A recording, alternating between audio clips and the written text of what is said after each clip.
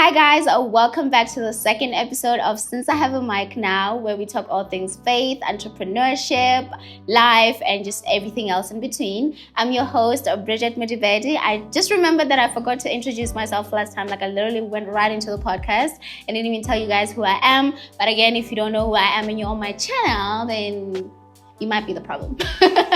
But anyway, I'm not alone as always. I am with a lovely new guest, my longtime friend of over 10 years. And so Sebaga Manyapetsa, period. If you don't know her, Sebaga is a philanthropist. She is the founder and director of Toronto organization, where she does all things charity. She's making big waves. She's changing lives. Literally. She's also Miss Botswana 2022 and 2024 second princess. She is a media graduate like me. We did the same exact course. And we're just fun babes who love to be out there, period. So on this episode, we're going to be, talking about all things friendship, going after your goals, because one thing we believe in is literally going after your goals and just doing good and being the best version of yourself. And we are, just going to touch on a lot of different things. But the thing is, it's going to be a mirror episode, because we are literally sort of a mirror of each other. When you think Sebaga, you kind of have to think me. Or when you think me, you have to think her, because we're so similar. We went to the same junior school. We've always had the same interests. But let me not bore you in the intro. We will get into that as we go through the podcast. And right now, though, we're going to dive into some icebreaker questions just for us to listen ourselves into the pod. We don't need an icebreaker. I don't really, with the last guest in here, I've not really needed icebreakers, but it's more just for us to get into the vibe. The first icebreaker game is called Bold and Real, and it's like a personality challenge type of thing. My goodness, why am I getting nervous? Okay, so if you were not allowed to be humble for 30 seconds, what would you brag about?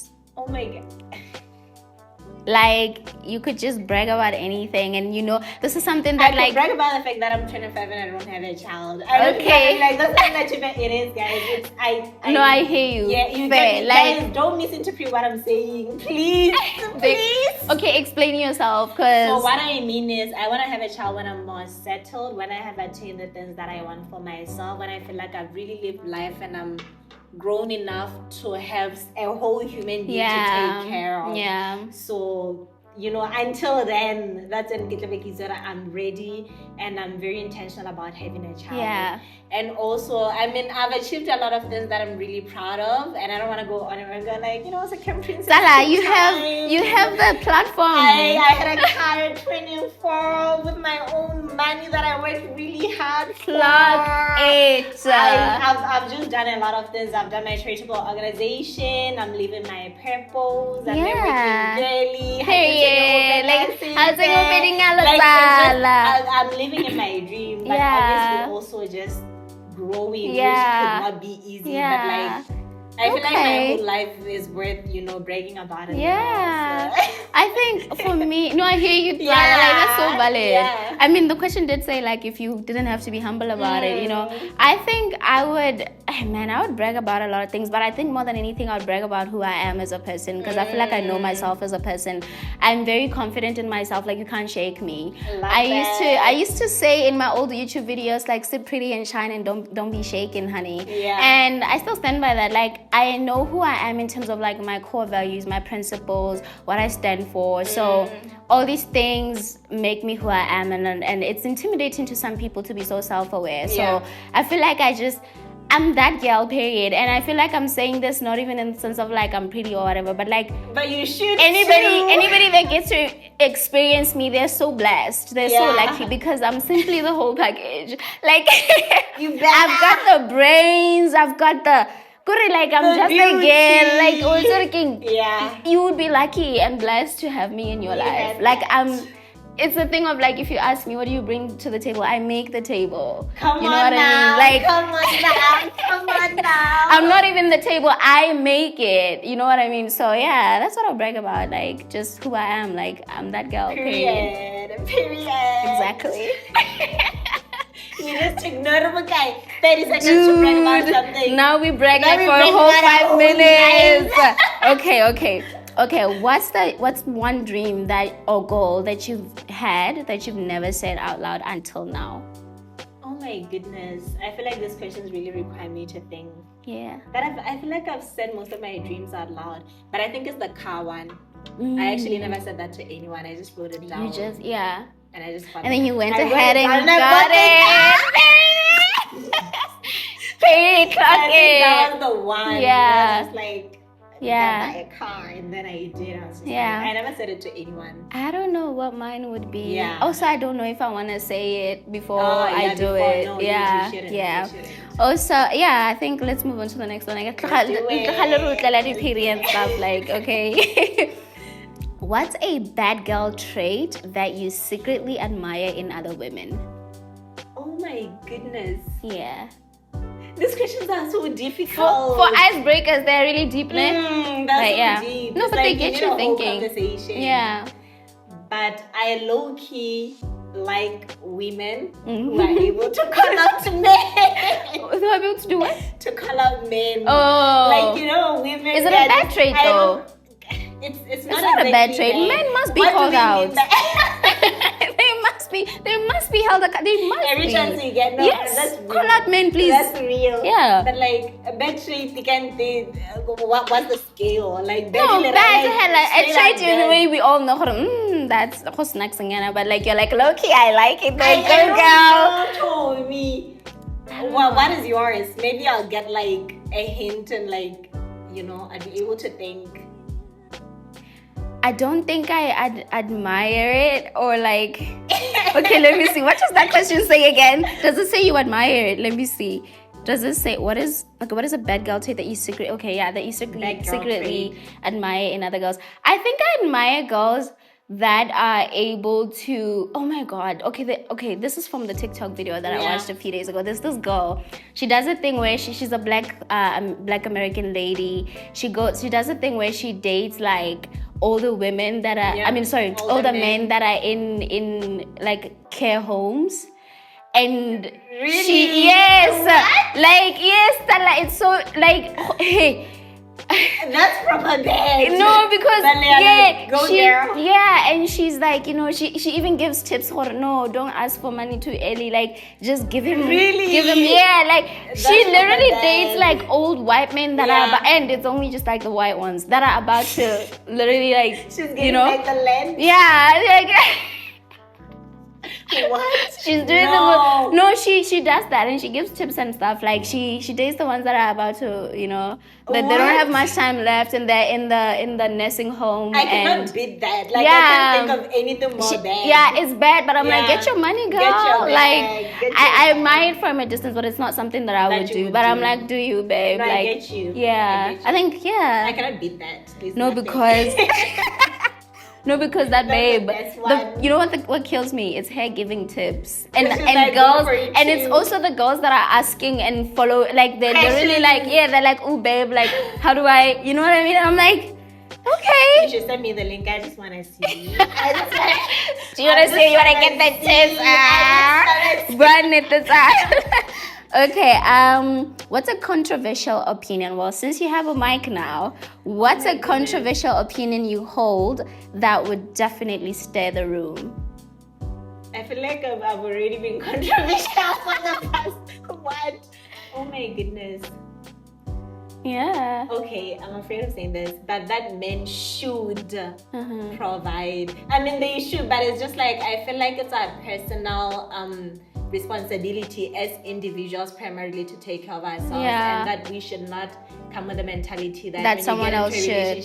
He has to take care of you. He has to but provide guys, the Bible literally says men must provide. I get where you are coming from, but like primarily, how Caro say like primarily you should be there should be something to add on to. Like a man must come into your life and add value, but he mustn't find you running empty. Like your cup mustn't be running empty. But do you know that like a lot of people get into relationships because of what they can attain, especially finances, and also because you're gonna be taken care of and stuff, and that's what I'm talking about. You know what I always say?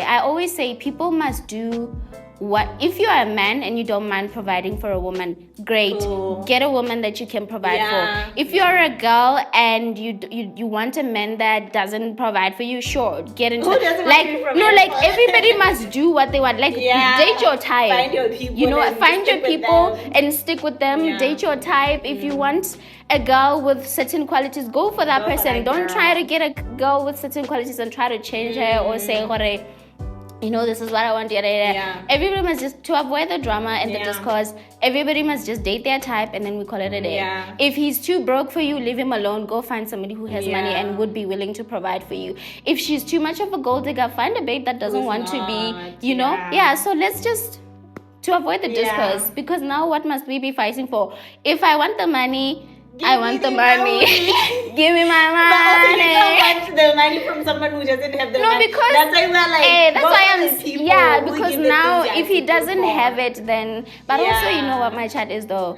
It's always the men with no gold to dig that Who have the are- most to say about their gold being dug. diggers, And I'm like, like, where is the what gold, gold? babe? Like you don't have it. But What are okay, you talking cool. about? Like sharp, Real. sure. Because okay, since you wanna be about the gold, Do you feel like we are taking men? they must be. Okay, that's not me speaking, Someone guys. has to, but like, That's yo. yeah. That's not me. That's not me speaking. That's my trauma speaking. But I like, take the men. let's wage Yeah, a war, joking. a whole war Yeah. against men. Okay, Tala, I'm gonna ask you one last icebreaker question, Okay. which is, if your life was a song right now, which song would it be?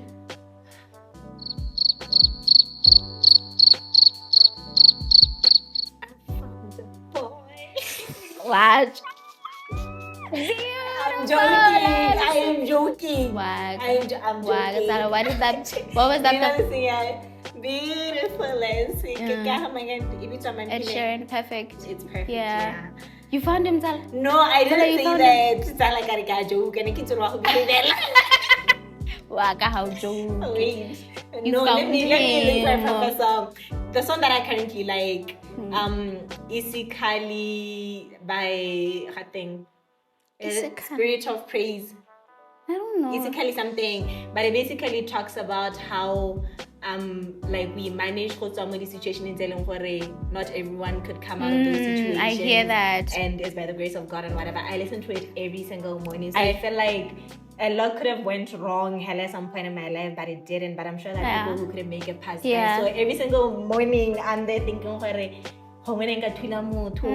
could have had an accident. Like, I literally. avoided I was supposed to make this decision. I made the right one and wabana. So I'm always grateful for things that could have happened that I didn't know of. Yeah. But didn't because no, of the I grace hear of you. God. So Ish, and his that. grace is a lot. and also because His grace is a lot.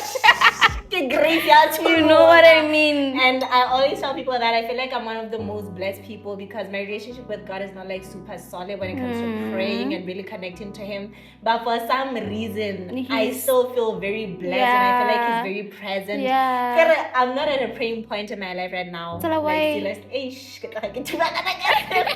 But like I still know God is still gonna be there, and I can acknowledge His presence in my life, even though I don't talk to Him and I'm not present, and I'm just like, wait, please wait. So, but you should. After this, we'll pray, and I'm gonna pray for you too. Please pray for me. Yeah, I will. God has like you in the palm of His hand, my He babe. truly does. I can't even deny that. Okay, my song would be Sissy Winans, Never Lost.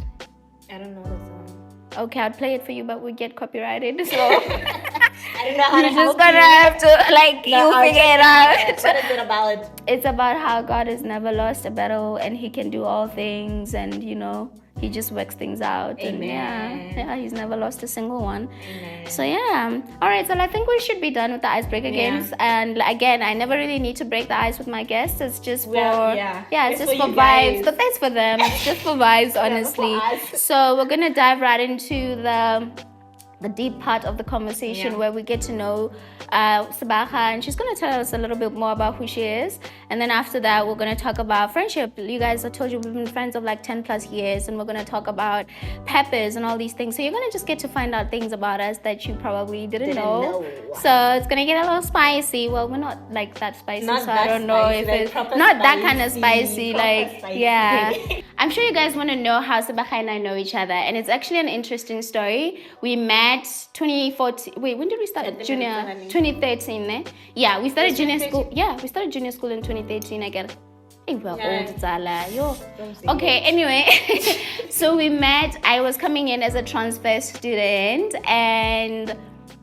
Yeah, Zala, we met. I found you with Obvious and Patung Obvious. Obvious was guy. Like, oh my god. Obvious was that guy, the ridiculously smart guy. And like the smallest, the youngest. Yeah, like Patung. Obvious. I found you. I remember I found you with Obvious. I was with Fatima. No, I came with Fatima. Baby, your memory is so bad. And everybody thought Fatima and I were twins because apparently we looked alike. Before you came. I just know I found you with Obvious. No, I found you with Amantle and Obvious. I was with we were not with Thon daily because Ritzile from primary school. No, the day we came in, Fatima and I as transfer students, I didn't find you with Thon. So I was already established with Yes, I found you with Amantle and Obvious, I think, and I don't know who else. Okay. But yeah, and then we just started kickstarting it from there. We joined in on the conversation you guys were having. It became a whole group. Our junior school memories are like a lot. I don't even know where to begin. I feel like that's where my best memories were of school, in general. Same. I feel like I had so much fun. Like sometimes I actually reminisce over it and I miss it. Like I want to go back there. But like, do you remember that our class nearly cream of the school? Yes, literally cream. You guys know because we were it. We were it. Like we were it. You remember how it's the class that had all the fine babes, all the smart babes. Like we were it. Like and you know the baby that's meeting with the creamy school. So like that was so good. That was such a confidence booster. Like wow. Anyway, so yeah, that's where we met. What was your first impression of me? Actually, my first impression of Sebaga was that she would be when she was sitting down, before she stood up, I thought she would be like big. Yeah. She stood up and I'm like, oh, she's so tiny. Because her face is like she has like round cheeks. Oh so when she was sitting down, I was like expecting her hi like when she got up, I was like, why are you such like you're as skinny as me? Adding up. It wasn't making sense. Goodness. We were such skinny babes, my love. Like in a really, we were so tiny though. We were shame. Yo, guys. Speaking of that, you know they bullied me in primary school. They said, I'm so skinny, I must have HIV and AIDS. They even added the AIDS. Imagine, as if the HIV was not enough. They had to top it off with the AIDS. I was getting emotional until you said that. No, Tala, it was actually bad. It went to the Ministry of Education. Like my mom took it far. No way. No, it was bad. It was really bad. I feel like I experienced a lot of bullying like junior school. Yeah. You remember how people It's been throughout all my life. Oh my goodness. Yeah. That time I was so sad, shame. I remember how my mom came to find out about it was like I kept asking them to buy me supplements and they were like, I don't know why. Because I've always been a petite babe. I've never been big. So in primary school I was just really, really skinny. Yeah. So my mom was like, why do you suddenly like, and I was like, and I was like crying. I was like, what? Who said that? And then like I called them out. And that was standard 3, by the way. And you were so little. I was so little, babe. And I was just like, I don't know why people have always bullied me. But anyway, yeah, fast forward to now junior school. The bullying followed me around anyway. But yeah, so we met. I mean, the bullying is following me around now in my 20s. People just want to pick a fight with me. Like even grown adults. But now they can't touch us, can they? No, they can never. They can bully from like a distance. But they can never come there. Like, if you want to say something, say it directly. To my face. Do you know what I mean? My face. Yeah, they could never now. Like, it's just a thing of... Yeah, it is. Yeah. It is. Okay, no, there's no need to give the bullies the platform. So I think we should just dive right into the kind of people we were in junior school and the kind of goals we had and the kind of people we inspired to be and how we got, if we got there now that we're older, we are old. Zala, we are very old. But anyway, so I think, okay, I'll speak on my part. I think on my part, I've always had leadership qualities. I've always known that I'm not one to be bossed around. Yeah. And I remember I became school president at Form 1. Yeah. And that time, Nikki campaign a little my Form 3, my Form 2. Like big kids in school. Yeah, so here's like this tiny little girl. She just arrived on already get president there. And she got voted for over people that have been in the school way longer, because I was up there, when I become president, this is what I'm going to do. And they gave Salah, oh my God, this is kind of full circle. They gave me a mic for me to campaign, and since I had a mic at the time, I had to know. I talked my ish. So oh my God, I can't believe. Initially, I was gonna campaign for Minister of Education of academics. But I was like, you know what? Let me go for bigger. There's bigger fish to fry. Let me fry the bigger fish, you know? And I did it, you guys. I became school president. And Sebaga and I, you were... How dare you forget? No, I'm not going to forget. You were literally like in my cabinet, babe. Oh my God. Student affairs. Yes. How can I didn't forget Sala. People, you see where this whole we've been. Oh my goodness. You see the full segments. Yes. Guidance and counseling. Yeah, Zala, I feel like our junior school, needs of the students. The reason why I was looking forward to this episode. No, don't cry, Zala. No, what? Don't wait. That is crazy. I never thought of it, Tracy. I think the reason I was looking forward to this episode with you is because we've watched each other grow in a way. And we've watched each other become everything we said we were going to become. Don't cry. Why do I see your tears? Why are you technically? Don't do it. Don't do it. I'm not gonna do it, girl. I'm not gonna do it. Just thinking about it. No, it's okay, so basically that was kind of our life. I think Sebaga and I were the kind of people that just we dared to dream. Like we've been daring to dream since way. Like mind you, like I said, we were so tiny. Like we've always been petite babes, but we were like dynamites in small packages. And you know what they say about that? Like we were literally the definition. Yeah. And I remember this one lady, HE, but there's this lady who was doing HE, the teacher. She called me one time and she just came to tell me, basically speak over my life and tell me how great I'm going to be. Really? Yeah, and she told me like she sees this greatness in me and I was like, wait, because I wasn't her student because they say the HE. So but it was just so crazy how everybody in the school was watching us. I feel like me, you, Amantle, Precious, Bothoni, like the squad, all eyes were on us and the teachers were just looking forward to our future. And it was just so crazy that she called me like a study just to tell me that, and she was just like, and also it was also during the whole saga Haneke Jalale, that guy.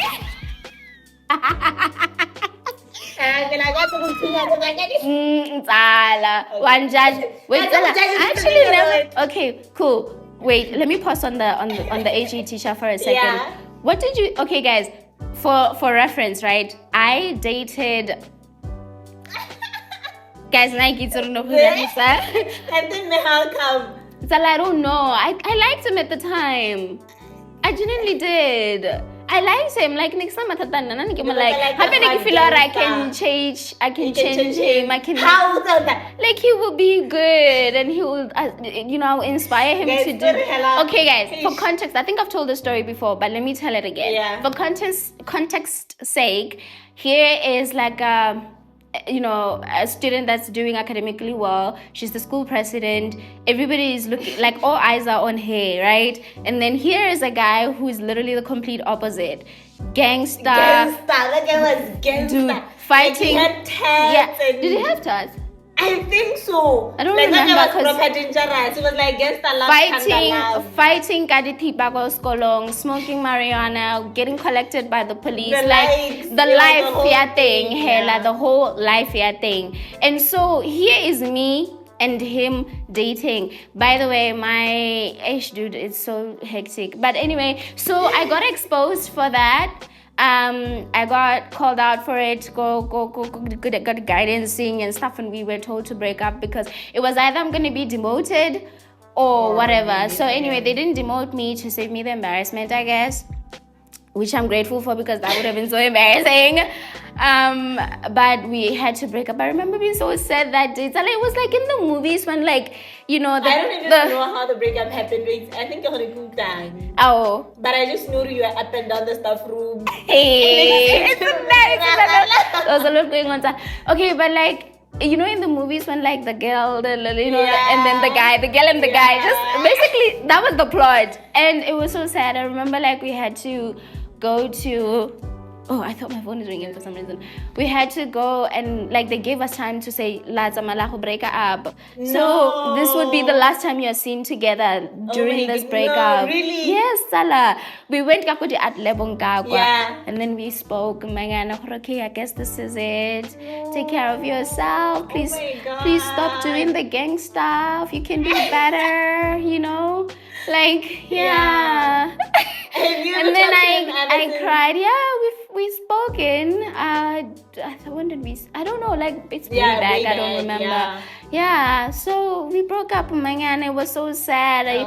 But one thing I would do though, obviously when you're in the SRC cabinet, you're always on duty. So what I would do, ka lunch like a break, him and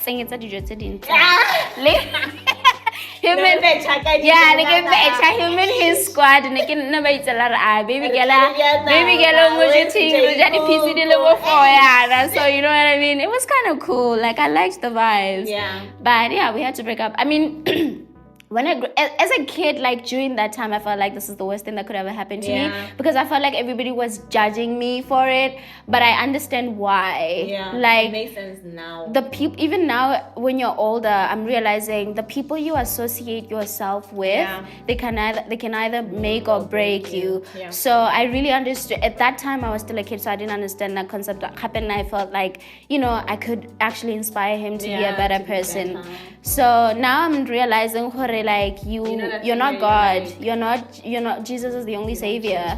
You know what I mean? So yeah, it's really important to like know these are the kind of people. Yeah, so I get it. But he wasn't a bad guy. Like I didn't know him like that. Yeah. Okay. My question. No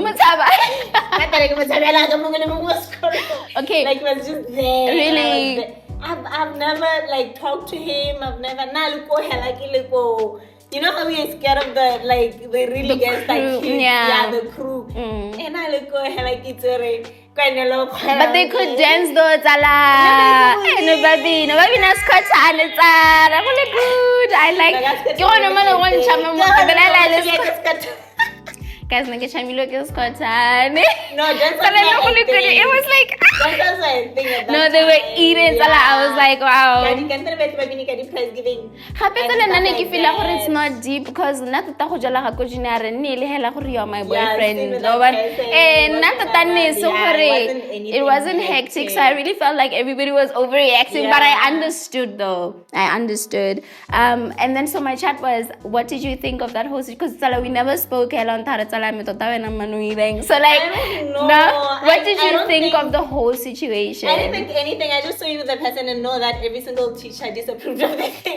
Everybody, from the cleaners to the security to the headmaster, everybody was like, not you, Bridget. Okay, the thing is happening, but like, when our RE teacher. My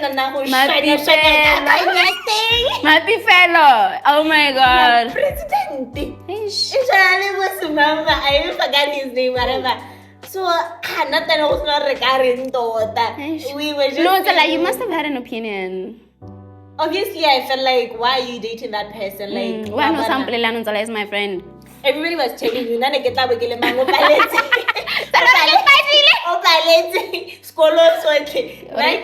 No, but I listened though. I felt like junior school, like most of us, we didn't exactly understand anything about We were anything. kids. I was still afraid of boys. A lot of us were still trying to. That's what figure I'm out saying. Even relationships were.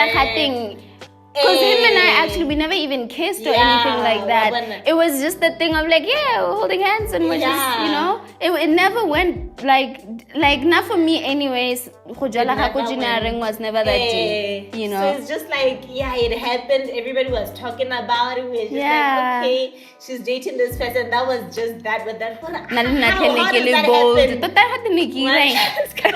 Love. Gets the love. And that was the song at the time. I don't think no, I hear it just you. happened and I was just like, oh, okay. Yeah. Like, it's just a thing happening. What is the one thing you dreamt of in junior school that you feel like you have achieved now? Oh my goodness. I wouldn't lie and say I remember most of my dreams at junior school, but I think I've always shown interest in almost a lot of things. From that you're us doing the SRC, public speaking, debate, the English speaking thingy that happened, us always being in the streets and whatever, like we're always spelling B, guys so I always knew not in that way, like we were just all over the place, like we were so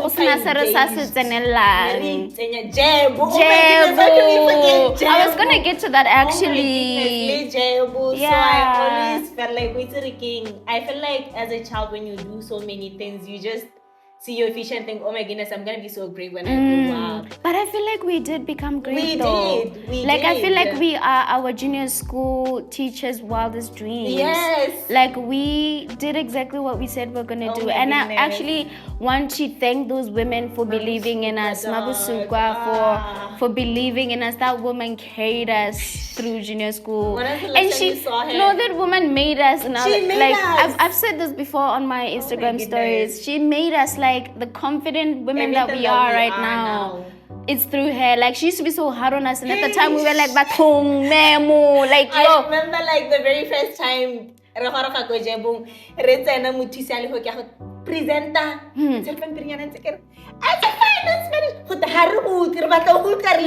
we had like, and I just arrived like, oh my goodness, what's going on? Dude, it was so hectic. Oh my but God. Now, fast forward, we're on a podcast now. Like we are speaking. Like, we're the most confident women. We are so untouchable. We are good at whatever. Like confidence-wise, you really can't tell us anything. Can't compare. We really can't tell us anything. So, but like, Tsala, do you remember when you, me, Precious, and like Amandla and like the whole crew would sit down? Because we actually had a cute little crew. Like we were so ambitious. Do you know that we had like little books and diaries?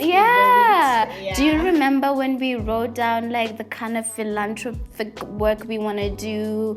You know, how we want to inspire people. We've just always felt like main characters, and we've in a good way though. Like I think earlier, I think was it there was a part where guys we were recording and the sound was bad. I get a lot happened. But anyway, while we were doing the first recording where the sound was bad, you said something about how you've always known who you are and you've always known you're destined for greatness. That has always been me, and I totally agreed with that because that's always been us. And something that I admire about, like, I don't know about the other girls because we parted ways, but with you and I, we maintained that. But even still, we are both main characters that are comfortable with being main characters together. Because I know a lot of people are like, no, like don't outshine me. Like people want you, they want you to shine, but just not shine brighter than them. And so I have admired that we used to have like these goals that we would even write down, and we knew so much about like writing things down from such a young age. And we would talk about like the kind of charity work we want to do, how we want to donate pets and things like that. Oh my goodness, And we used to like, you remember. I remember. You have the memory of a babe. I you do. I do, but yours is worse. Like yours is like in the Mine is gutter. dead, like it's gone. So like, I remember all these things because I feel like they really added up to who we've become shaped now. up They to- shaped us yeah. really, like they shaped us immensely. And so like, it's so crazy that like I've always been like watching you from a distance and even closely because obviously we've kept this relationship from way. And I was like, oh my god, like anytime you do something, I'm like, so it's like I'm like I get so happy because I'm like she's wanted to do this since she wanted this. like when I Oh see my you do God. something now, I'm like the only thing that comes to my mind is your little face from like Form 1, Form 2, and I'm like so proud of the little girl that I remember then. Why am I about to cry? No, I'm too gangster for that. Okay, I'm lying, I'm not gangster. So I see like you, like anytime I would see you on the Miss Botswana stage, I'm gonna cry. Or like when I would see you, why am I about to cry? How to get emotional? Say, and do it again. Okay, I'm not gonna do it. Okay.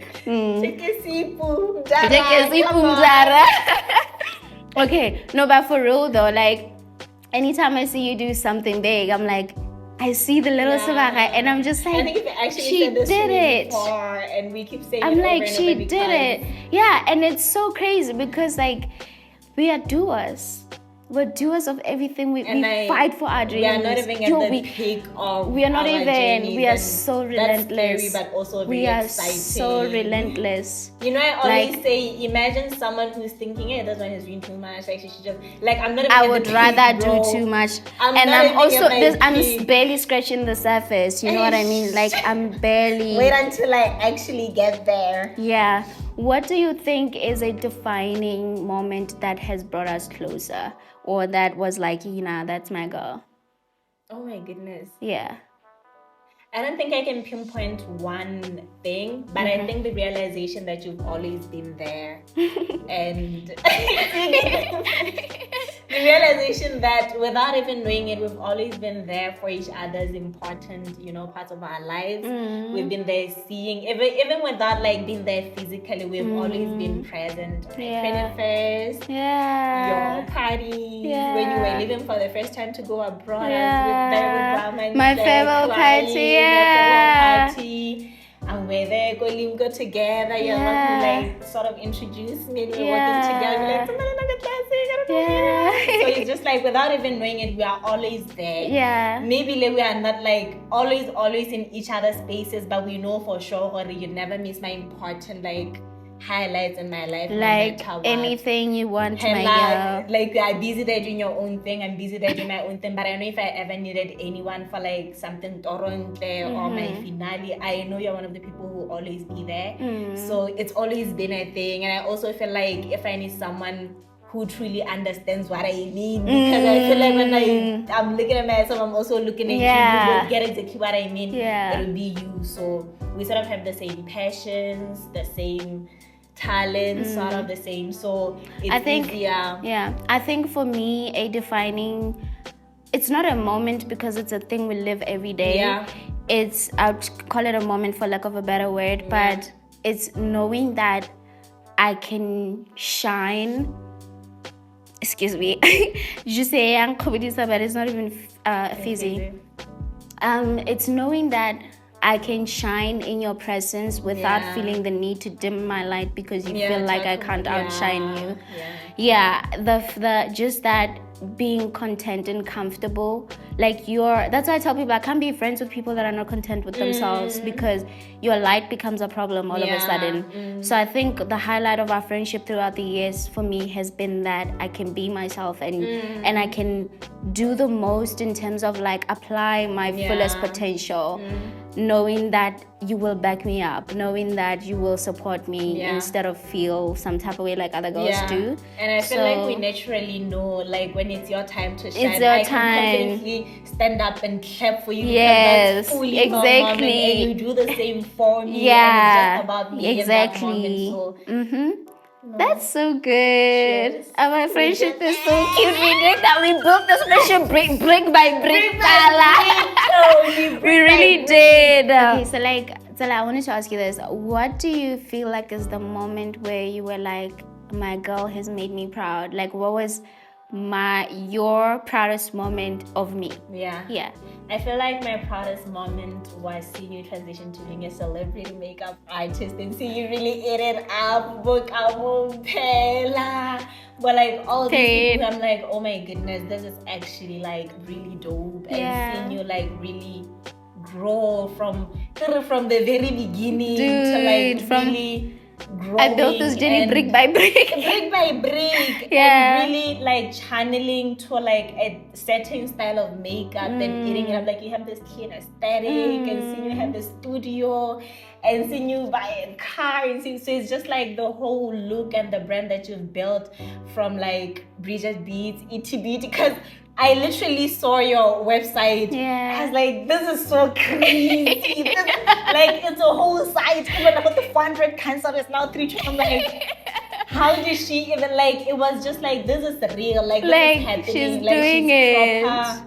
Like you pay with your card, and the transaction goes through, and the little like clean paper bag, like it's a whole thing. It's crazy. So for me, seeing the brand really become so clean and intentional, and just be like one of the biggest brands, it's quite something.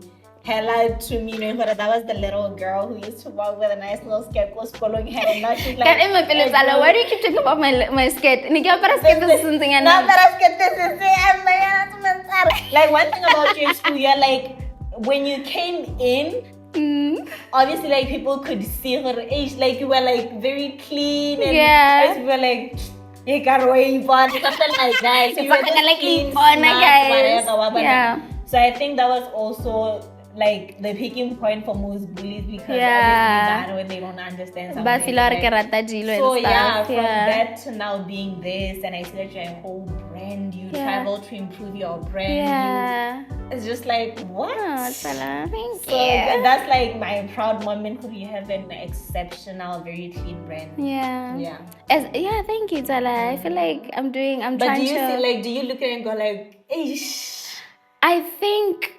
You know what we spoke about always when you have a vision and you know how big it is, you don't realize that it's already big where it's at now because you know how much bigger it can get.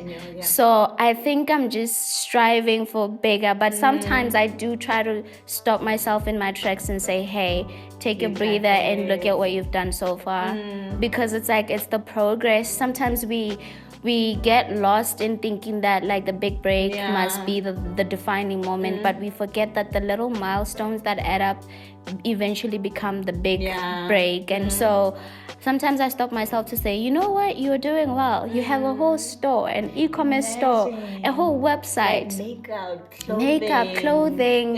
You are doing social media. You're doing all these things. You're doing great, and you're doing like. The person that you are is truly like you can see the passion in everything that I do. And I think you've been successful in doing every single thing that you've said you wanted to do. Your podcast. My podcast, and we did talk about it. We your did, podcast, makeup, selling. Anyway, enough about me, babe. I'm doing great, you guys, period. That's all you gotta know. But like now, my proudest moment for me was when you joined Miss Botswana again. Because I was like, my girl, after that, like the whole situation with how it went the first time, anybody else would have given up. Anybody else would have said, I'm out. I'm done. But not only did you join again, but, excuse me, you took being second princess like a champ. You made it cool when everybody was expecting you to crouch and be like, oh my God, not this again, you know? You literally said, okay, cool. You embraced it and you said, Sebaga Manyapetsa. You said Sebaga Manyapetsa. And then obviously you went on to that other pageant that we don't like to give platform. And it was a second princess again. So, but like we don't we don't talk about that, like whatever. But I have so many moments of pride when it comes to you. But I think that one, like, because you just showed everybody what it means. And everybody thought you lost, but I think for Yeah. me, you won in more ways than one. And also, I think my other proudest thing is Toronto, the work that you're doing for people, the work that you're, just like we've always had this vision of like helping the underprivileged, and to see you start a whole organization and really take it on and do it in the way and the capacity that you're doing it, it's just like really great, because you can feel the love, the passion. And you can just see that this girl wants to do this. Some people kind of try to fake charity for like, I don't know. Then it just fades but with you, you can see through the thicks and the thins, you are going. It's really a dream you've had, and that's why I'm always there for anything Toronto, because I'm like, it's so easy to back you up, because it's like you can see the vision, you can see, you can just see how much she wants to do it. So I'm like, I'm proud of you for that, by the way. Like, you're doing great. And then generally I'm always proud of you. Like, you could be breathing and I'll be proud. Breathe. You better breathe. You know what I mean? So like, I'm just proud of you, Tala. You are a phenomenal woman. You are an amazing girl. You're doing the most, and you're just shining in the best way possible. This whole mission is just gonna be us guessing each other out. And I'm here for it. No, because let's do this. I wish this could happen monthly or weekly. You know what I mean? That's just it. Like, let's get each other out. No, I hear you, Tota. But Tala, I think now let's move on to talk about like purpose, and let's move on to talk about career, faith, God, how God has met you in all of these things, and just like what the plan is and where life is right now, like life in real time. This is actually what I like to call this next segment, life in real time.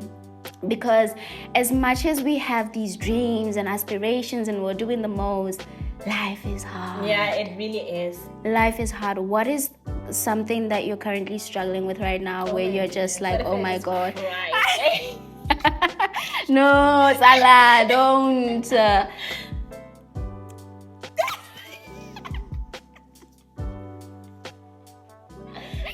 I won't cry. Wait, are you being for real? No, Salah, calm down.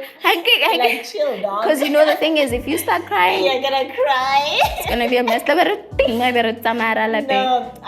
like, I feel like I feel like the one thing that I've tried to say that people really don't understand is transitioning from. Correct. Naturally, I always feel like I'm a creative, right? Yeah. And as someone who went to like media school, broadcasting and journalism, media in general, our natural schedule is always to do things within our own rules, our own at your own time, and how I want to do them, and obviously work. Gotta just my creative juices, let them flow and whatever. Yeah. So then trying to utilize my degree. Like you say, I can school the dissertation and getting into the corporate world has been a very difficult transition. And I always like to highlight, I have amazing colleagues. I have an amazing boss. That I just like, the environment is so healthy. I talk to my boss, however, but it's just like, it's more of limited. I feel very limited. You feel like your wings are clipped a little bit because the creative in you wants to go out and fly. Yes, because I can get to the office and send emails and do whatever. But it's like you want more. I want more because I know I can do more. And I'm thinking of the many other things that I want to do but cannot do because I'm always at the office. Yes. And sometimes I see hours pass and I'm just like, I could have went there and done this. And invites come in and out. I cannot go because I'm in the office. So it's been a very difficult time, and I say it every day. Is it worth it? Maybe I should be here for like a couple of years and then I can figure out what I have to do. So that is the worst thing that can happen to someone who thinks naturally they're creative. Because I feel like I hear you. I wasn't meant for the corporate world. Like, it's gonna stunt my growth so much. I think I realized that when I was on attachment. That's when I was already doing business while I was in school anyway, and I was already doing makeup and selling clothes and stuff. So I always knew that was going to be the line I was going to go, but it was confirmation for me during attachment. Definitely not a 9 to 5, because I was like, absolutely not. I'm either gonna start my own media company or whatever, but working for someone, I can't, because like, again, it's not even a thing of like you don't want to submit to authority. It's not even that. It's just the wings being clipped and feeling like you can't do more. If it's your brand, whatever idea comes, you go with it, you execute, you do the most of it. But now something has to go through someone. They might not even approve it or see the vision the way that you do, and then or they might bring something else that's completely like, okay, I like that's, and you want to say for it, but that's not really, that's not it. That's not it. And then so I can understand how you're feeling. So is that like the main thorn in your life right now? That's the main thorn in my life right now. Like, it almost feels like I'm at a complete stop because I'm not able to do a lot of things. Like, I have a lot of ideas I have to run. Even just Toronto, I'm not able to run it. And I'm able to get things done, but it's not at the pace that initially. So it's just like things are very slow, and it's at a point where I have to choose do I get the money and sit and leave and build, like be comfortable, or do I choose my purpose and actually struggle? What are you so afraid of about starting over and building whatever it is from scratch? Starting over is like, that's the part, like that's the difficult part, is because you are starting over. You need the money, you need to build from scratch, of which I feel like personally I'm not like really that much afraid, but it's more of listening to the people in your life and be like, I talked to my aunt feels like, no, don't leave your job, like stay for 5 years and build your corporate 5 years whatever. is a long time to be unhappy. And I'm like, no, but you feel like, and like you hear them, you understand that. But I'm just like, now I want to jump, like I'm not the let me just jump. If I die, I die. And I'm just like, I'll always say, yes, I'm scared, I'm at whatever, but I promise you I will make it. Like, that's one thing I'm always strong, like I'm going to make it. So it's also just sort of accommodate, but I'm okay, like when all my study were ring, I think I should stay a bit, so I'm trying to see maybe let me just give it this much time and then, but na hela hano kwa kanna elimuhirwa na ndedi so when you are, but I think also my boss being my boss, now considering when I want to do something, they understand what I do and whatever, they can give me time. But also just because he is like that cool, but he doesn't every time make it. You can't get your way all the time. It's a workplace after all. But eventually, I'm gonna jump if I fall, if I die. Like I cannot. Like corporate world was not my thing. It's really not. I think my biggest thorn right now is just the mental of being an entrepreneur. In the sense of like, oh my God, you see how either one has pros and cons, right? Like a 9 to 5 is like, it has its pros and its cons. Being an entrepreneur and starting something, and also trying to be on the pioneering side of things, because it's like you're trying to introduce things that people are not used to, like shopping on a website, paying with your card. Surprisingly, a lot of Botswana are not used to that stuff. And anytime every single day I have to like help my clients through the ordering process. I have to be on the phone with them and telling them, okay, no, do this, do that, you know. But beyond that, I don't mind that stuff. But beyond that, it's more the building that's so difficult, because it's like you're doing it all on your own. Being a solopreneur is so hard. You're your own team. You're the marketing manager, the PR manager, the accountant, the graphic designer, the stock controller, the production team. You are literally the entire luckily, I think since this year I started incorporating my since last year actually.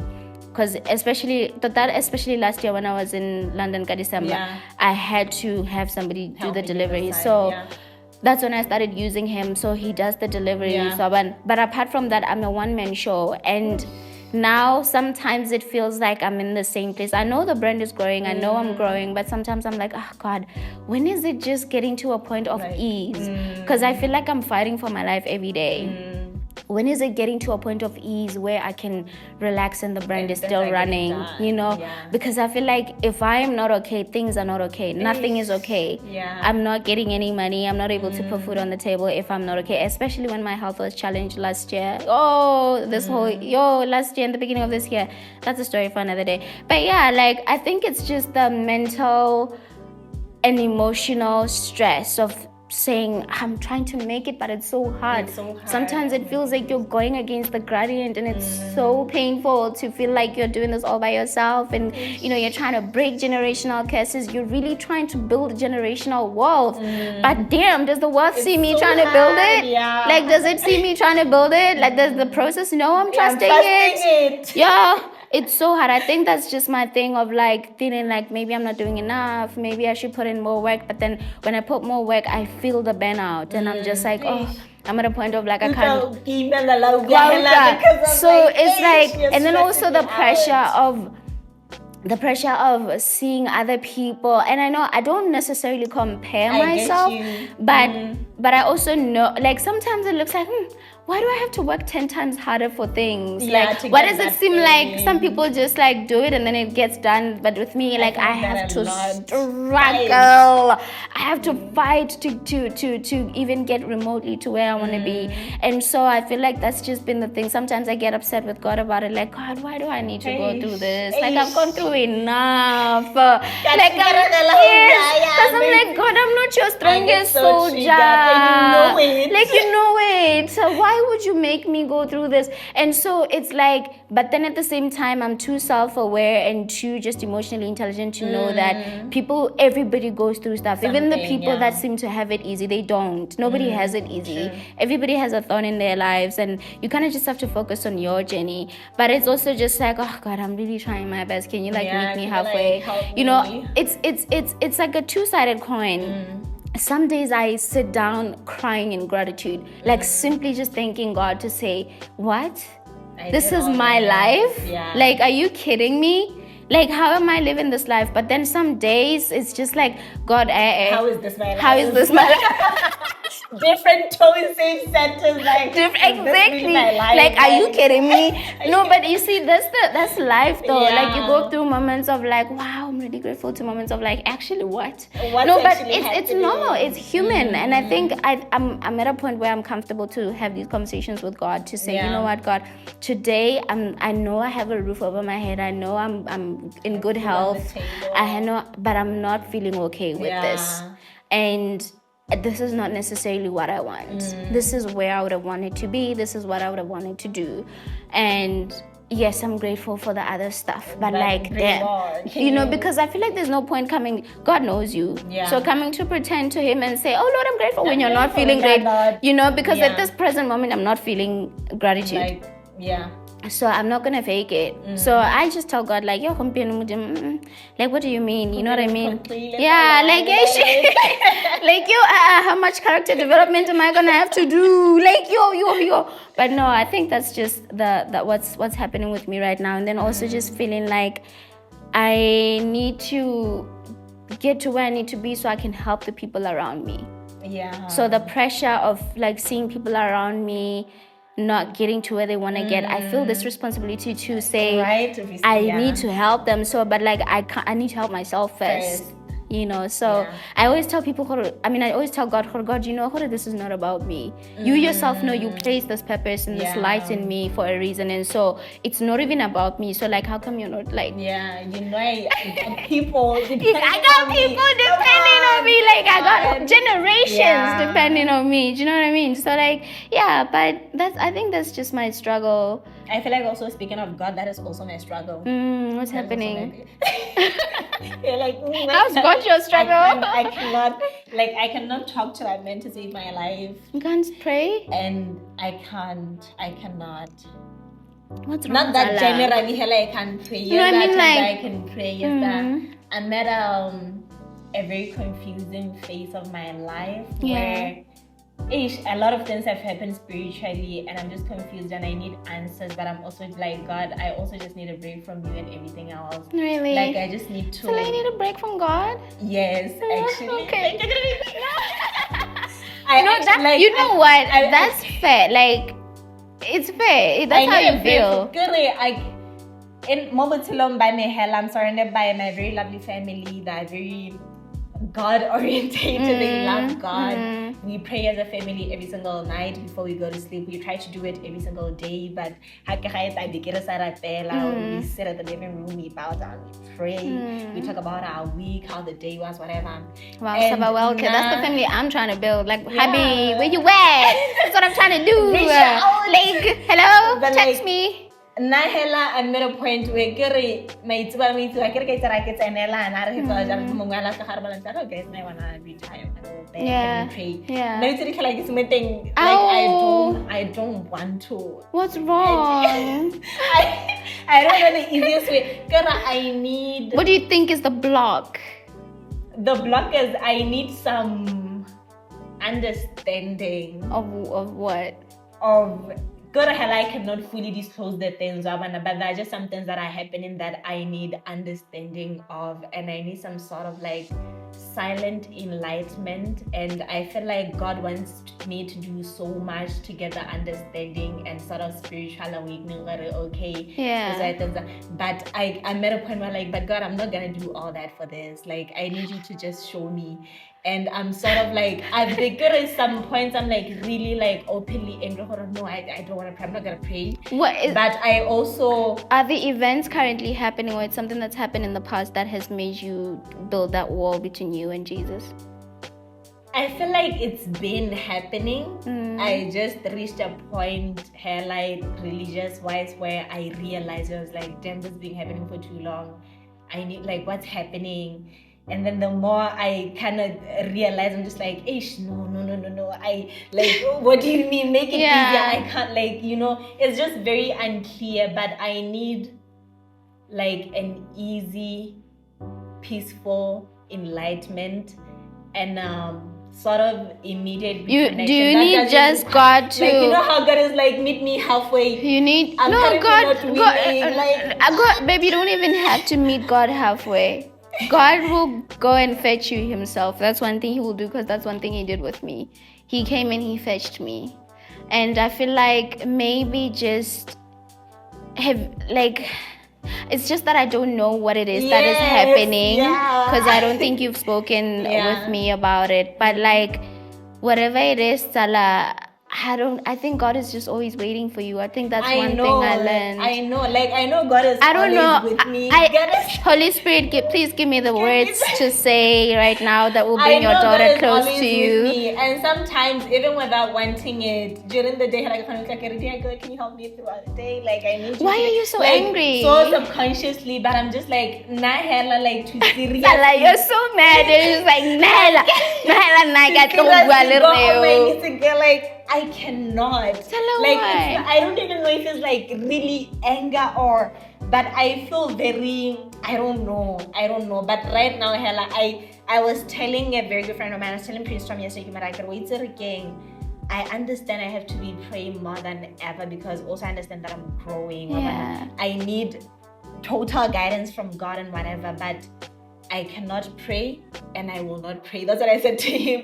I cannot. And Prince Tom said, no, I actually feel the same way. But this morning he came and said, you know what? I actually prayed yesterday. I'll pray for you today. I think I'll pray for you as well. And I was like, yeah. And I think the thing about him is he'll get exactly what I mean. He's just like, it feels like this is just heavy. You know what? For me, it's never the unwillingness, right? Because I think there was this week I've been kind of getting back in the groove of things with like my faith. But the last 2 weeks before this one, I was just feeling that block of like, but for me it was different. It wasn't that I didn't want to pray or that I wasn't willing to pray. I just didn't even know where to begin. I didn't know what to say to God. I had no words. And even before I would go to bed, I would just say, Lord, I don't know what to say to you. Like, I don't have the words because I'm just so overwhelmed. Like, I'm tired. I'm tired of, remember what I said earlier about when I said I need ease? Yeah. Not just with like business and stuff, but with life. But life, yeah. Like I feel like when is the part where I catch a break? You know what I mean? So I can understand how events build up and you just at a point of like, I'm just like, bro, you can see, like you can. I but know what I realized anymore. though, Zala, you know what for me always helps me? My breaking point, where I come as I am and I say exactly what I'm saying to you, which is, Lord, I don't know what to say. Yeah. I am tired. I am angry. I'm frustrated. Because I feel like you're sovereign, you're omnipresent, you're omnipotent, you are everywhere, all seeing, all understanding. I don't know what you want me to do. Yeah. Like, you know, and especially for me when it's things that I've already prayed about and felt like I'm just not getting what I need. Sometimes I'm like, I don't know if I'm not saying the right word, so I'm not asking the right way. Maybe it's my heart, if my intentions are not in the right place, and maybe that's the reason why, then work on that.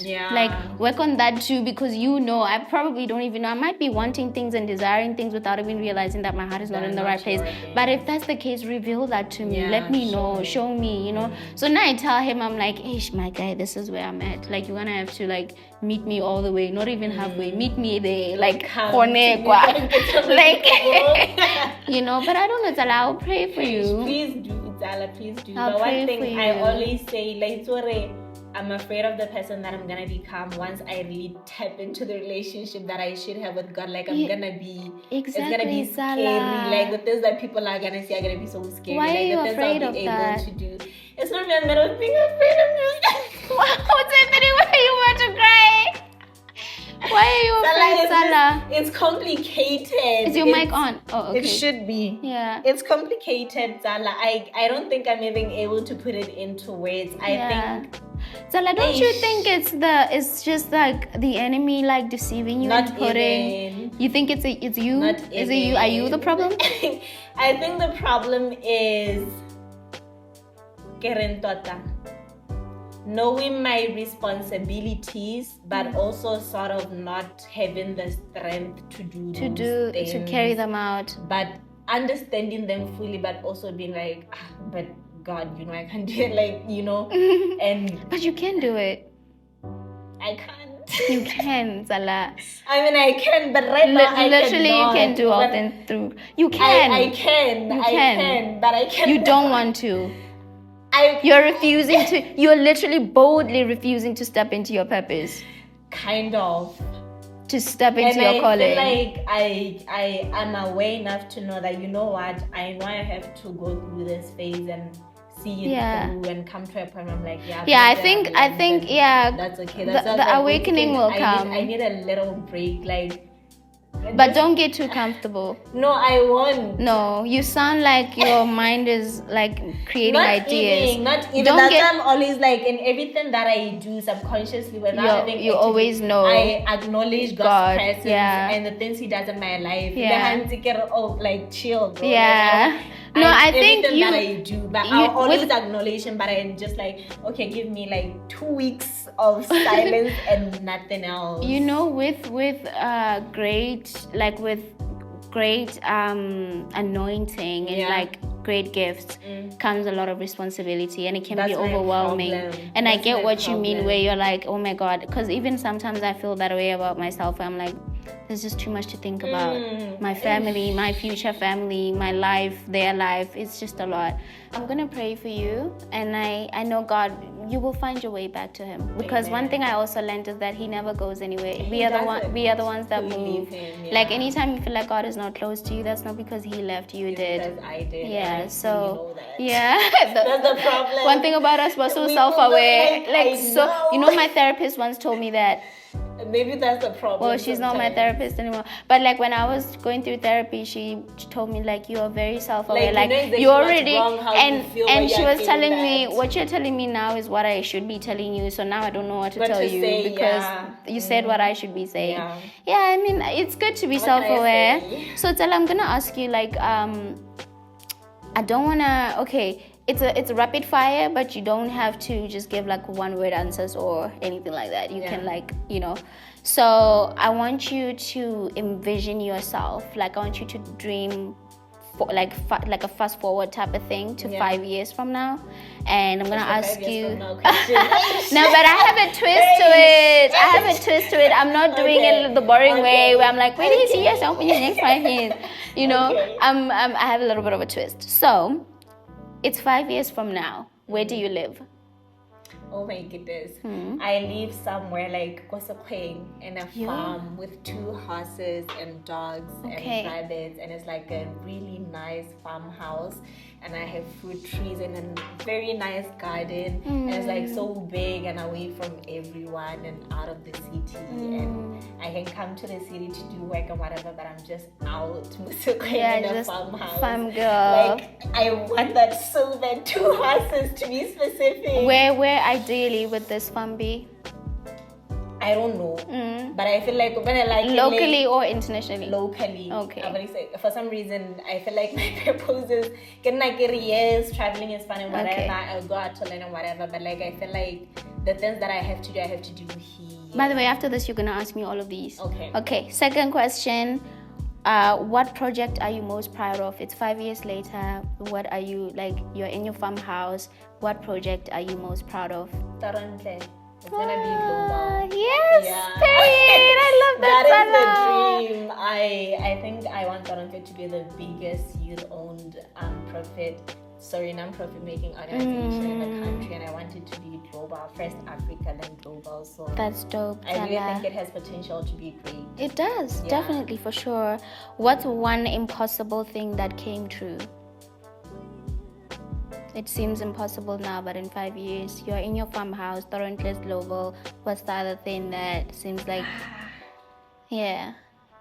That's a tricky question because I feel like the things that I want for myself are possible. I love that about us though, because I'm like, it's not even a matter of if it happens, it's a matter of when. I only say, yes, I'm struggling. It's just a matter of time. Yes. Like, I'll write that book. It's literally exactly. So I don't think any of the things that I imagine are. But what's the one thing right now that seems like just unattainable? And then now, like, it came true. I know it's so hard to answer this when you're somebody who has faith. No, genuinely, I'm not even. Yeah, I don't even know how I'm gonna answer it myself. I want my PhD. That are attainable. Yeah, same. I wanted an organization. I have it. It's growing every day. I don't think I don't know how. Okay, we'll put a question mark on that. Okay, who is in your corner? That is very No, I'm not saying it's me. I actually have a lot of people in my corner. Yeah. No, but who? The one person. It says. It doesn't say. I can. Okay. No, I guess. It's my family. It's my friends. Obviously, we're patience. Yeah. And Alex. Who's Alex? Huh? I'm dropping the names of my friends. Why are you whispering?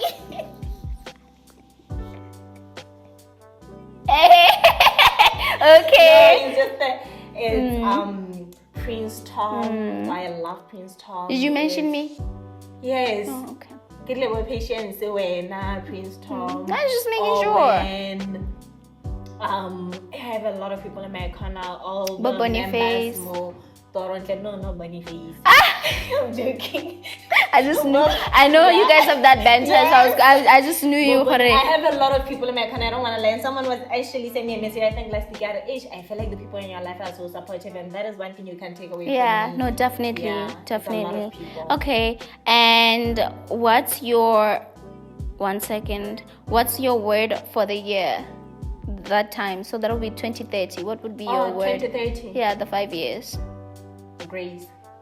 That's dope. Grace. That's deep. Grace. God would have carried you, ne? It could only be grace. Yeah. Okay, your turn to ask me.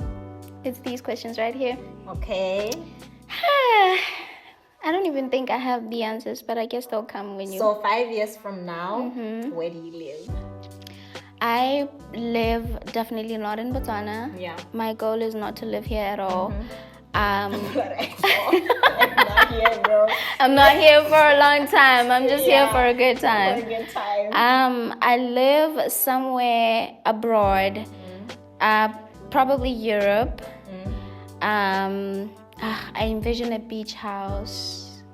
I envision just waking up to ocean waves. Yeah, that's what I want for myself, and just the waves crashing on the, Yeah, and then the breeze blowing in your face, and then the like my big window, like it's just, I can see the ocean full view. Or even like the wall is just like glass. Yes, exactly, and it's just so humongous. Yeah, and the ceilings are so high, and I'm so tiny, I can't even reach them. and you're just like I'm just like, what so a life, Yeah. You're gonna get it. Yeah. In Jesus' name, amen. In Jesus' name. Period. What project are you most proud of? Oh my God. I have so many ideas. Yeah. I think it's a lot which project. I do so many things. Give me one. Obviously, they will all eat, but like... Bridget's Beats will have an academy internationally. I will no longer be doing makeup myself, like on my clients. The brand will be there, but I will have people that work for me that I have trained very well to be able to do makeup somewhat close to the way that I do. Nobody will be able to do the work the way that you do it, especially when it comes to something that's like a skill where you use your own hand. Yeah. So I can train them to become somewhat, just to have like the trademark look. Yeah. That's the idea. And then the idea is also to have the academy be kind of like a school where people are learning and harnessing their talent in terms of just their artistic capabilities. Not even just with makeup, but it's going to go to even like film makeup, like where you learn how to do the avatars and the things like that. So that's the plan with the academy. And chief, like head, it'll be global. I will be head makeup artist. You have to fly me out, like Rihanna, they'll be flying me out, if you get, it's gonna get to a point where like if you are getting your makeup done by me personally and not my team, like you're gonna pay like 3 times more, because it's like, oh my God, she actually touched my face. Yeah, exactly. You know what I mean? And then I think, that's just what Bridget's Beats is gonna become. I think it'll be, but then also itty bitty essentials. I'll not only be like sourcing clothes from manufacturers. I will be making the clothes. I will have a factory where like the clothes are being made by us from scratch. And it's like itty bitty essentials is just everything we do, we make from scratch. And we put it out there, and it's gonna be like you can ship worldwide, whether you're in the Philippines, we will get it to you. Like it'll be like humongous. It'll be like on where when I launch a product, the website even crashes because too many people are on it. I can't believe it's sold out. You know what? Oh my God! This was launched 5 minutes ago. I know. I really wanted to get there. Like, oh my God, And then I think also, I don't want to speak on the projects that I haven't like fully executed yet. But you guys will get to find out more. But so far, I'll tell you guys just about the ones that you know. But that's what's up. No, obviously we have much more bigger. But also on the business aspect of things, I really want to, like, there'll be, like, charity-wise, there'll be students, because I've always wanted to do, I even want to do this now, but anyway, I'll put out an official thingy eventually, like, soon. I want to adopt someone and teach them the ropes. And, like, somebody who's really passionate about makeup or, I really want to adopt someone and teach them the ropes and really mentor them to a point where they can stand on their own and start something. That's the plan. I don't have time. So I'm trying to find a way to do it. I'm still kind of like going around it to see how I can execute it, but that's also my plan. But on a bigger platform in the next 5 years, it will be like there'll be those people I've taken from remote areas, and I'm exposing them to these sort of opportunities and teaching them these skills that nothing and nobody can ever take away from them, and they can do great things, and I can teach them like business and how to go about it, how to do this, how to do that. So that's the plan. You should really do that, Dana. It's coming. What's one impossible thing that came true? Again, this is also a question mark for me. I don't believe that anything is impossible. Exactly. Like as a child of God, even like as a child of God, why would I believe that something is impossible? I don't. And I also have this big belief that everything God has put in my mind, He did it for a reason. Yeah. You get me? Like all these ideas, He placed them in my mind because He knows they are going to happen. And I keep telling people, for me, the reason I'm so comfortable with where I'm at in life, even though sometimes it gets hectic, like going through the process, but I'm still also very comfortable and content because I'm like, I know it's not a matter of if it happens, oh my God, is it going to happen? When. It's a matter of time. It's a matter of when it happens. And I just have to keep going and building up to that moment. Like, I genuinely feel I can't tell you that I don't believe I'll be successful or I don't believe I'll be rich because I'm going to be so rich. Cocky, but like, guys, I believe in myself too much. I feel like I really do. No, it's same. like in my head, there's no way. I know it. The same way there's things I've attained now that I didn't have 5 years ago, but I knew I was gonna get them. I knew I was gonna get my own apartment and live there. I knew I was gonna get a car. I knew I was gonna, you know what I mean? Like I knew. It was just the thing of like, when is it gonna happen? But I was like, I know I'm gonna. It's gonna. Yeah. When you got it. You got it. Do you think people are gonna think we're cocky? That's what I'm thinking, but like it's real confidence talk, and it's confidence and faith. That's the one God has put it in you. I don't think exactly. Guys, God, I can be crushing and having nothing and just there like can I make it short, but I can bet on myself. I'm gonna find them one way or the other. That's why I'm so comfortable with myself. Yeah. No, nothing. Seeing somebody else attain Dilo, I won't shake it because I'm like, ooh, I'm so excited for my time, you know. And it just makes me realize, oh yeah, it's doable. Like I'm not the type of person where if somebody's doing great, I'm like, you know, I'm just like, wow, girl, let's do it. Because now you're even inspiring me to work harder. You're inspiring me to know that like it is attainable. I'm not crazy for dreaming like that. Yeah. Who is in your corner? My mom. Yeah, my mom. First of all, she'll be the person. My mom. Can I give you a lot of guys? But and I was raised by such a good mom to a point where I struggled to comprehend the concept of bad moms. Yeah. A friend of a friend was talking to me.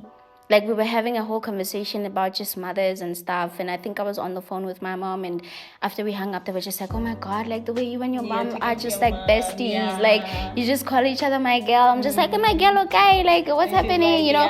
And so they're like, "Wow, okay, like I can't even talk to my mom like that." I was like, "Huh?" You know, so you know when you're used to an idea of something that you can't comprehend the other side of it. Yeah. So she started telling me the story, like just about like her mom and the relationship they have, and I was even, like, and I feel bad now, but I did apologize in the end because I had to realize, you know, because I was sort of, I feel like in the moment I was invalidating her feelings because I felt like, no, a mom can't do that. Yeah. I felt like I was invalidating her experience because I was like, no, maybe, you really justify make some no, maybe she's going through stuff, maybe this, maybe that, but all her life she's been going through stuff, you know. I was like, damn, you know. So it's like my mom is, maybe God was compensating for the fact that I didn't grow up with a father. So maybe about it, you know what? The mom is just going to be perfect. So my mom is great. I know she's going to be by my corner. She wants amazing things for me. I feel like my mom is very close to God for me. Like it's like my mom and God right next to each other. Like they are like yo, that woman loves me. That woman loves me to a point where when I'm sick she can cry and then we cry. Now I'm crying because she's crying. Like she wants the best for me. Like I've never seen somebody desperately want something for you so bad, even sometimes more than you want it for yourself. Like she's just like, yes girl, like happy, she's so proud of any little thing I do. Like the other day she was watching the first episode of Since I Have a Mic Now, and she was just like on the TV so glued to the screen, and she was just like, you're so smart, like you're so articulate, and I'm just like, what do you, she's just like, she's like, I'm so proud of you, and I'm just like, like what do you mean? She was even like my little brothers were interrupting her. Hansa like sit down. You know what I mean? She just wants to be a part of everything that I do, and she's just so proud of me. Everything that I do. Such a blessing. Yeah, so I know she'll be by my corner for sure. And also my best friend. Yeah, my best friend will definitely be there for me. I know she's always been. She's there. She's there. I'm just like, hi, we were talking about it. But yeah. Oh my god, I wish you guys could see her. I wish you guys could see her. But yeah, I know she'll be in my corner for sure. I know you'll be in my corner. Period. I know you'll be in my corner. I know. And hopefully I will have a husband and kids. You know, but in the next 5 years, I need to have at least one child. Now I want to be married first, guys. No, same. Honestly. I think I'm always asking myself the same thing. But like, and you know what I'm always like you're so blessed. You know how lucky you are. And like, you know what my chat is? I'm always wondering, is it someone I know? Is it gonna be somebody that's completely just gonna sweep me off my feet and I don't know them? Why are you living my life? Why? I'm just like, what if it's this guy that's been in my life all along and he's my husband? No! I don't want a new person, but it's also scary. No, I want a new person. I want somebody that I know nothing about and I'm just getting to know them. And like, it's like, wow. Happy for some reason, I want somebody with a completely different culture. I don't know if like a whole different. Yeah, I want like a whole. What's gonna happen? I don't want that. Yeah, so.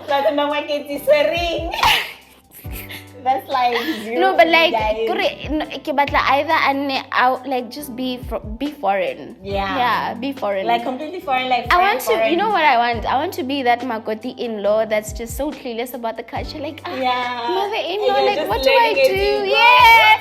And then my mother-in-law is like, no, this is how you do it. And then I'm like, oh, okay. You know, like I just want to be so clueless and so helpless and just, you know, so cute. And my husband is like, oh, babe. No, like, you know, you know what I mean? Like, I just want to. It's really and good for us. Yes, and I want to be so loved by my in-laws. Oh my God, I want them to be obsessed with me. I want to love them. Yes.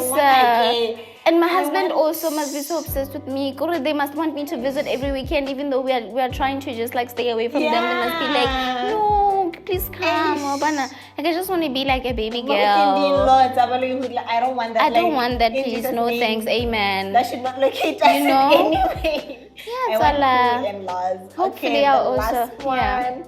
What's your word for the year? You know what? You stole grace from me.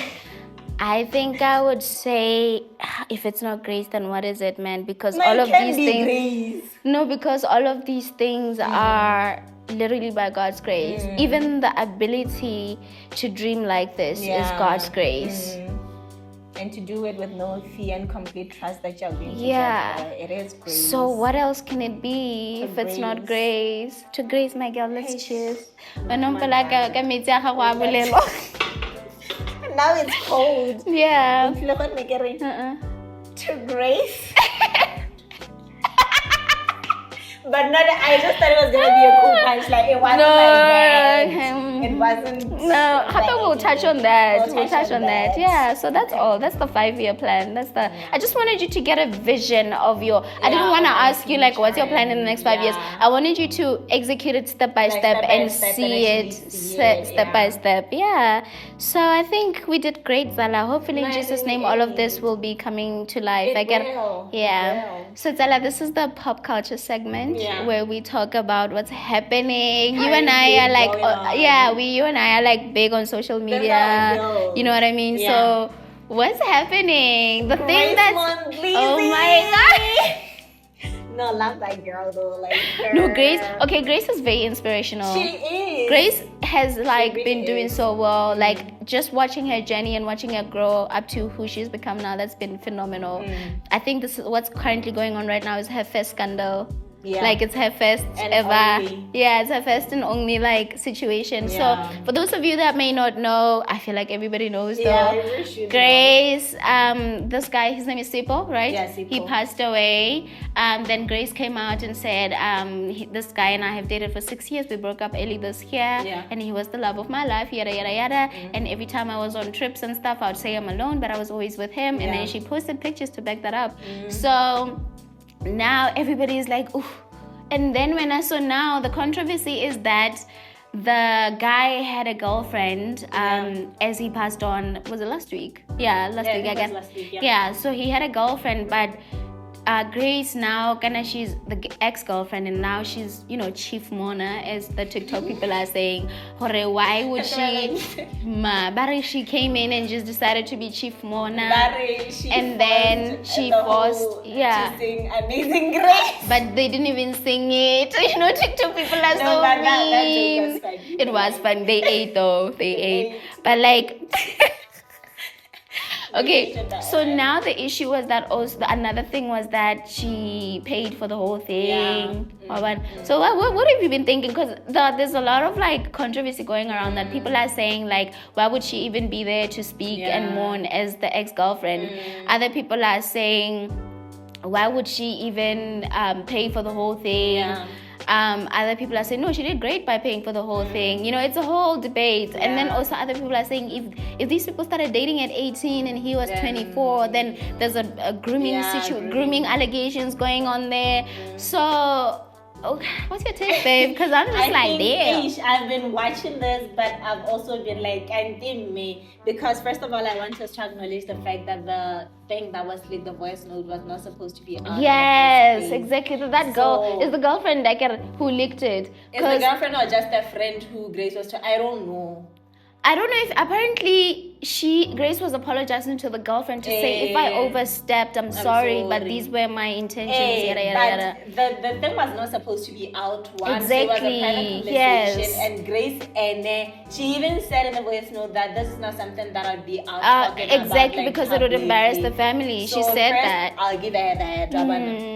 And with her paying and helping the family out, I don't see anything wrong. I don't see, same. And they just took it her license and she helped out or whatever. Yeah. And then when it comes I also don't see a problem with her being chief mourner, honestly, guys, and I'll explain why. I'll explain why. Okay, you explain. But I also don't like the fact that Nelly chief mourner, especially if indeed there was a current girlfriend, Nelly Sipo at the time. Because now it's sort of like, money is in play, or whatever. I don't know. Is that what it is, or is that what people are projecting?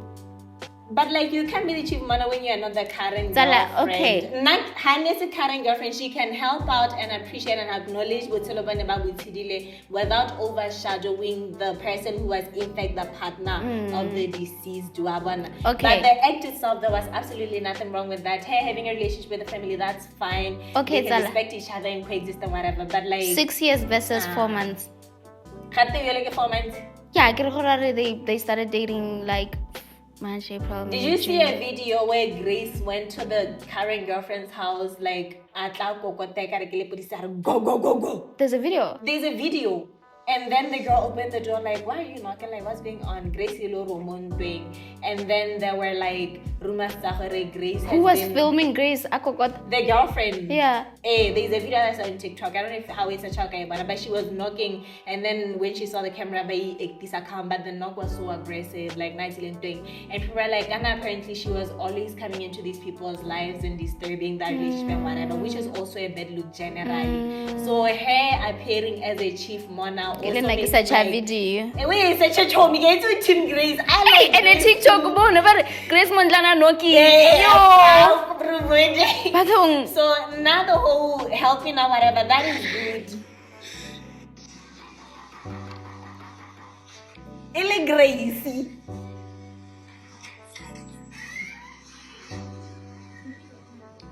Laban. Do you see? So these wait. things.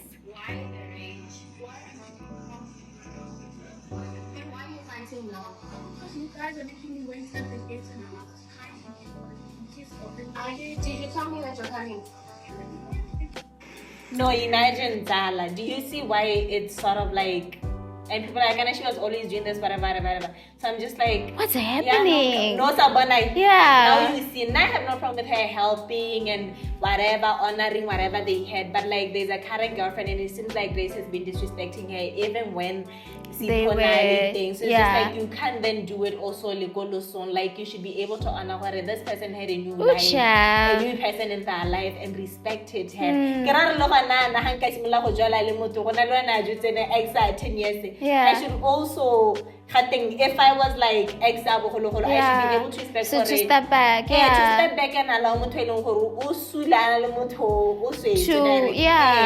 Okay, so I think my issue was that I can excuse me, ew, that was gross. Excuse me again. I can understand why she was more okay. I don't know if she should have chief mourned, but like I can understand why because hey man, 6 years is a long time. She has every right to mourn. Yeah, 6 years is a long time, and if they met as young as she was, that means he was pretty much her first everything. First you love, know. So I can understand why it would be so hard to lose someone like that, and to even think of another person in a situation like that, to think, oh, the girlfriend. Like I can understand why you can be selfish, but at the same time, she needed to like not overstep that boundary. And now that I'm seeing this knocking video, I didn't know. I'm like, yo, hey, that's hectic. But I don't think it's worth for Ghana. We should also put in consideration the fact that this girl is grieving. Yeah, she really is. I don't think we Plus, should do that also, it really doesn't matter how. I know earlier I said 4 months versus 6 years, but also at the same time, like we mustn't discredit the time that they spent together in these few months that they were together. And also, like, I didn't know that apparently she was still being disturbed by Grace during. That's a lot. That's a lot. All in all, Rona Hela watching from our side, we should give both of them grace. Yeah. Sala, you're so stupid. I just knew. Let's give when you said give them before you even said grace, I was like, I just know what you're gonna say. But also, you know what I found intriguing? Grace did say that she has a partner, right? She did say. But her friend Malay being there is no partner. No, tsala, natso ga ke tsena ke Grace botshelo ke ba ga Grace.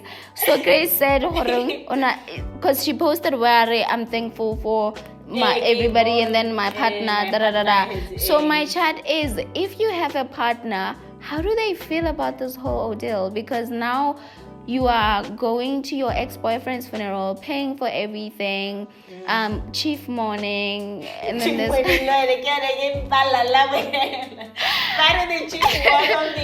and then there's a whole scandal also, like around it. Helena, how would you feel as the current boyfriend? I think that's something that I'm struggling to wrap my head around. But then also now, hey man, with social media stuff, you never really wanna. You know why, Salah? Let me tell you something. My fear, Let me tell you my fear. My fear is saying stuff about people's lives in the social media space, because we are in the social media place, and I don't ever want to get to a point where I'm going through stuff and people are not giving me grace because I didn't give someone else grace. You know what I mean? Stop saying it like that. Why you say I didn't give grace? But like, no, for real. I get it.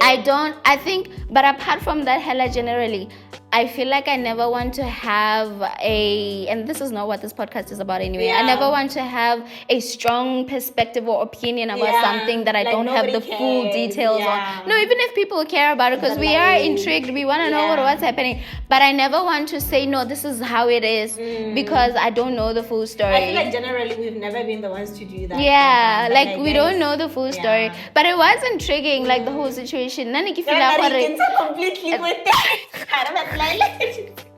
Clap myself. Like, we're just saying Grace can block. She blocks everyone who talks negatively about her. No, but I personally really do love her. I'm inspired by her. Yeah. Anytime I'm chilling and I'm not vlogging and I watch a Grace Montana vlog, I'm like, let me. She's so great at what she does. She's absolutely amazing. I just think, like, it's bound to happen when you're in the social media space. Like, I think also that's part of the reason why I fear growing too big. And I realized a lot more people know me like more than I thought. Yeah. I didn't realize that many people are. Like once you step out and someone is like. No, not even that. It's the. That's a story for another way. But like. Ke realize gore go rana batho ba ntse ene ba mpua ene nna ke sa itse gore nna ke tsela gore no nna ke mono hele like I'm still chill, you know what I mean? But that's also my fear for why ke tshaba go gola to that extent. Yeah, but you really cannot avoid it with like, yeah, the type of things that yeah. we do. But what else has been what do you think happening, about when scandalize about? I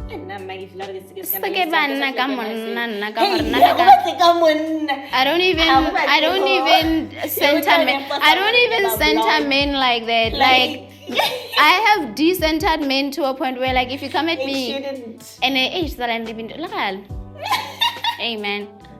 Amen. One day I'll share my story, but for now, but like, what else has been happening? I don't know, Zala. The great thing has just been like at the top of my mind. Hey, what's happening? Tell us. I don't know. You know, Zala. You know. No, they won't. What are they want? No, literally nothing is happening. I don't know if anything. No, but I seriously don't know if anything crazy happening, except for the fact that one man thinks he can continue with a page and that everybody literally. Oh my God! Like, Khati the contestant, the guy 5. 5 is crazy. 5. 5 is insane. She's alone.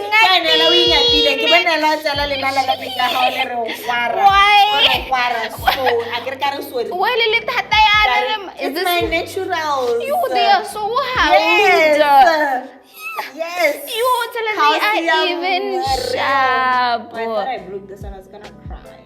But anyway, get your nails done. My nails in Bayola. Yes, period. But like, so these are your natural nails. That's so big. Yeah. I was even like Batswana hella have totally like no thing. like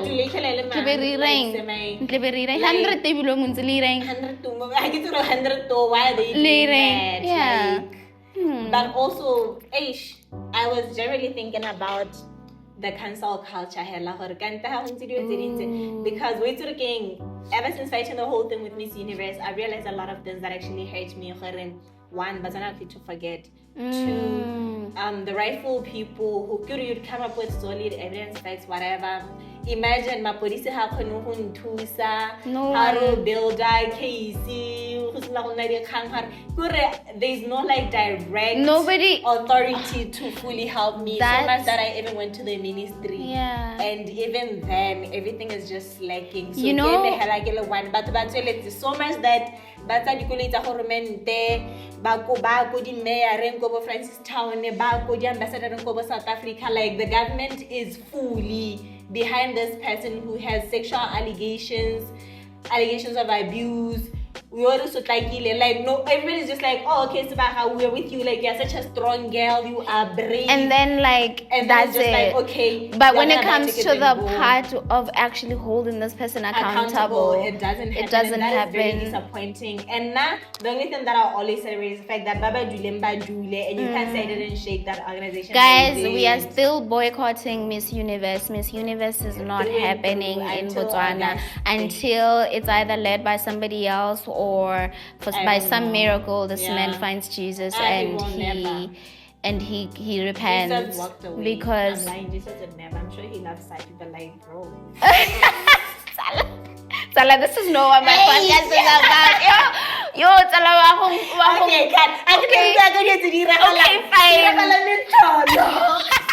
That's what's happening. Sala, let's wrap it up. Wait, this is my podcast. Why are you deciding we must wrap it up? It's mine. I call the show. Nobody can tell me what to do. I'm in charge. Nobody can tell me what to do at what time. I'm in charge. Hey, wrap it up. Even I'm asking you more questions. I'm like, I'm done, Salah. No, but I do have one. Okay. Be serious. Oh, so this guy can video. I can't tell you, but think I'm gonna our shoot. Anyway, so I think we're pretty much done. I feel like you and we're probably going to need another episode soon because there's just so much to talk about.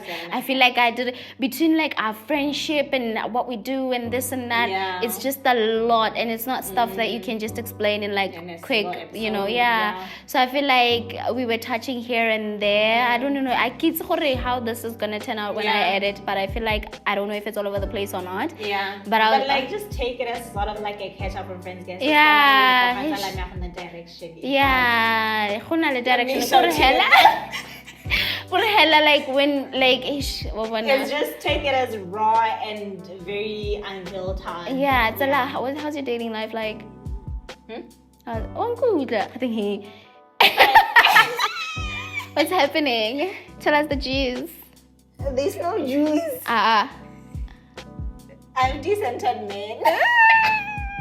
Like, there's nothing to tell. Are you sure? Well, there's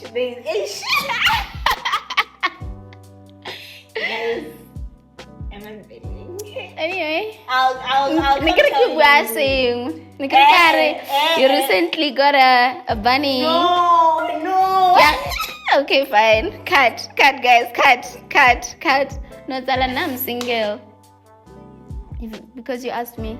Since you asked me and stuff, I'm single. Sometimes I am, sometimes I'm not. I totally understand that. Yeah. I'm so sorry. What are you sorry for? Are you so sorry for me? Like, no, but I'm not sorry. I know you could just like bounce back. It's just that. No, there's nothing to bounce back from, babe. I'm thriving in my singleness.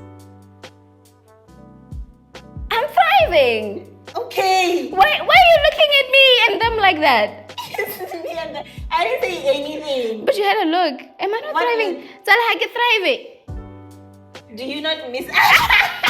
You guys are lying. Do you not miss love?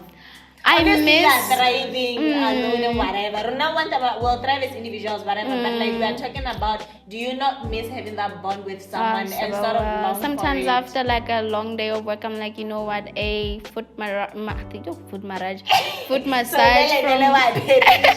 No, that's something like sometimes I'm searching, sometimes I'm not. I think sometimes I do crave companionship, but I'm not desperate. I think it's great to be at a place that I'm at. I'm not desperate. I'm not at a point where I accept anything. I choose, babe. I choose. So like I do want a husband. If you're out there, reach out. You know what I mean? Like, not that guys I'm dating to marry. I don't have time for nonsense. Guys, like I'm not even joking. Like I guess I want to get married. I want to get married so bad. I want to get married young. I want to get married and start a family because I want to have my kids. Nah, I'm dating to marry. I think that's what scares most of the men away, because I do have like people. It's not like I'm single because there's literally nobody approaching me. Yeah. They do approach me, but I tell them the truth. I'm dating to marry. Are you looking to get married? You know, because what's the point? What are we doing if that's not like what are we doing? But I'm 25, bro. I'm going on 26 in August. I'm going on 26 in August. I don't have time for games. I must date you. You get to know my favorite color, this and that, and then we break up, and then what? So as soon as I mentioned that I'm dating to marry and that I'm waiting until marriage in terms of like intimacy and stuff, it's like and I'm like, sure, this is lovely. Like this is lovely, but I gotta bounce, and I'm like, you know what, that's great. That's that, do you, I'll do me, because I'm sure there's somebody who wants the same things that I do. Yes, there is. There's always and they'll find me. I'm not. Amen. Hallelujah. Period. I'm not. Wait, so I feel like.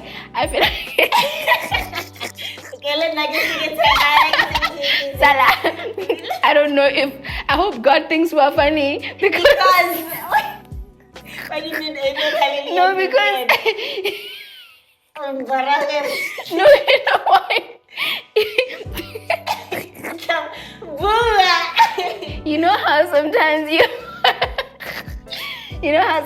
you're on TikTok and then somebody is either like praying, it's like, you know, let me pray this.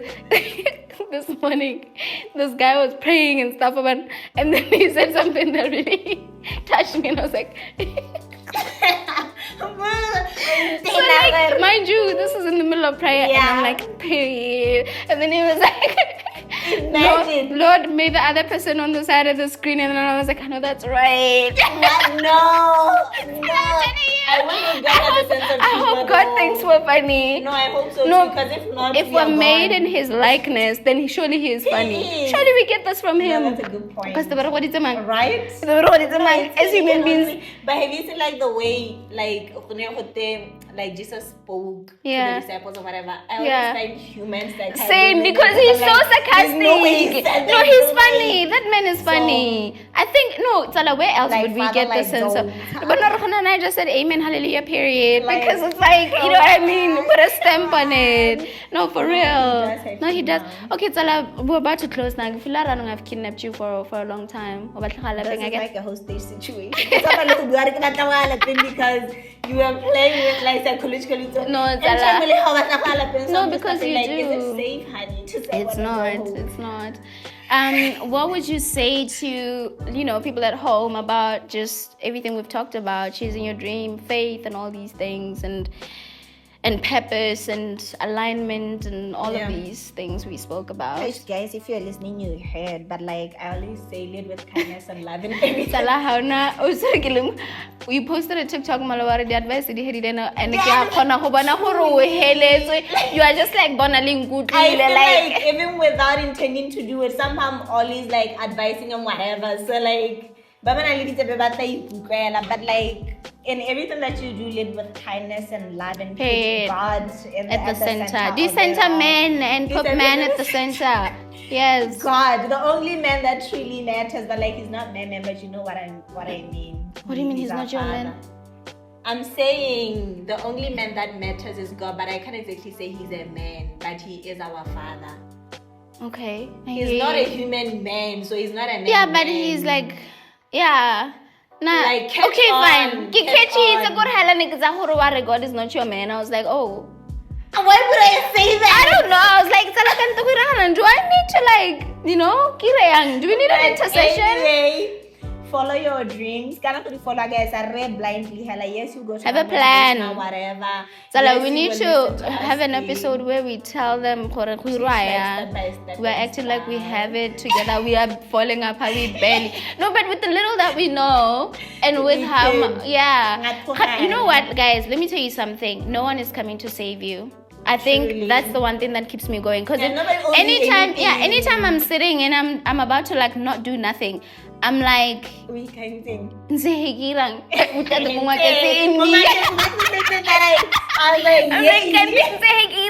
what I mean? Yeah. So I'm like, hey. Gotta spend that. Do you know what I mean? Like, hey. I feel like so guys, just get up and do stuff. Like, don't overthink it. But I've started my own podcast. The camera keeps overheating to get another angle. We gotta keep moving. I'm shooting with the phone now. Like, I can have projection to me, but I'm just pushing anyway. Like, just start. Eventually, somebody will see this podcast and like it and say, "Hey, can I shoot for you?" Like, you don't have to do anything. Just be there.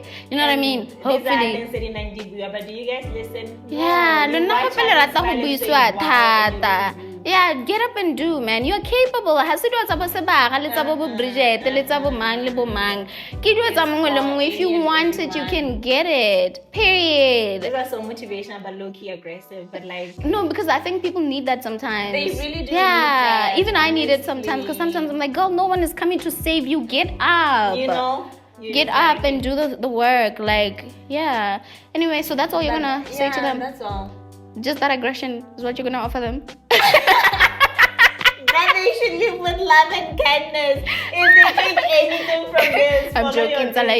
You went aggressive. But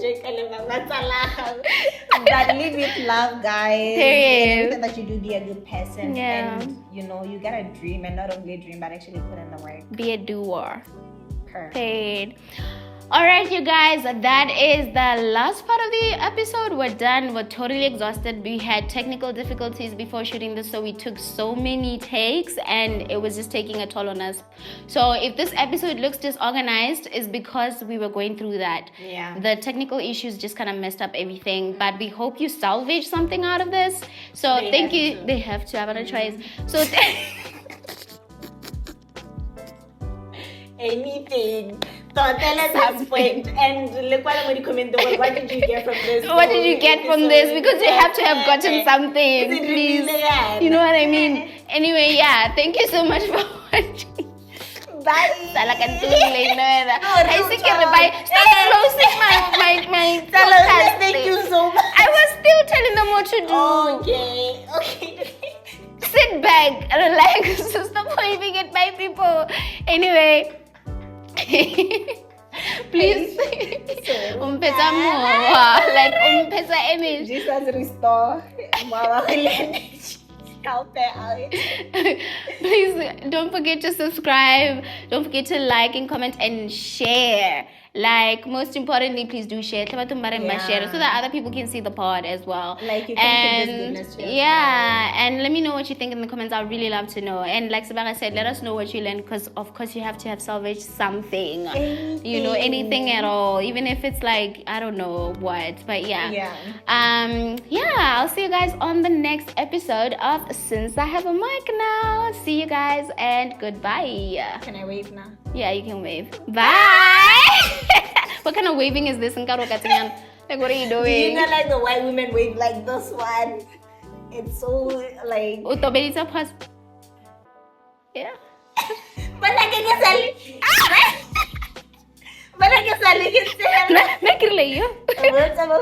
Mrs. Producer Bay is doing the most. Bye guys.